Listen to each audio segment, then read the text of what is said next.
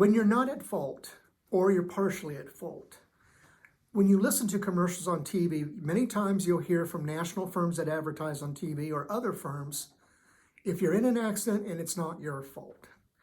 Well, I'd like to talk to you about what we call comparative negligence. My name is Michael S. Ashworth. I'm an attorney on the personal injury team with Worth Law Office. One of the things that is important to know is if you're partially at fault, that does not mean you are not entitled to compensation.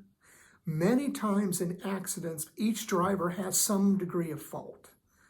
In comparative negligence, what happens is that it's like a seesaw that is balanced.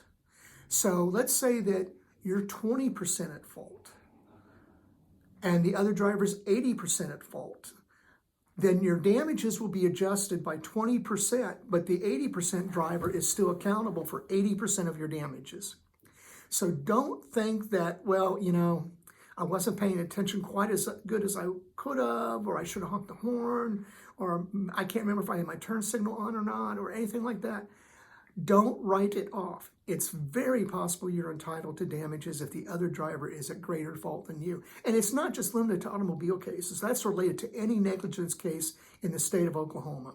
So medical malpractice, automobile cases, nursing home situations, they all are subject to comparative negligence analysis. Negligence cases are very common in nursing homes, and sometimes the resident of the nursing home may be partially at fault. They may have gotten out of the bed, they're cognitive, they know what they're doing, they got out of bed when they're not supposed to, they're supposed to use a call light.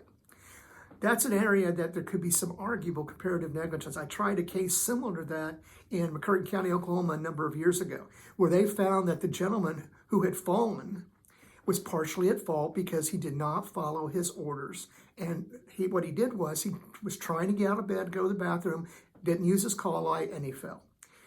Now, if the person has no cognition, let's say, for example, they have Alzheimer's and things like that, that'll that'll mitigate that because they don't know what they're doing. But don't assume. Call us first at TulsaPersonalInjuryLawyer.pro.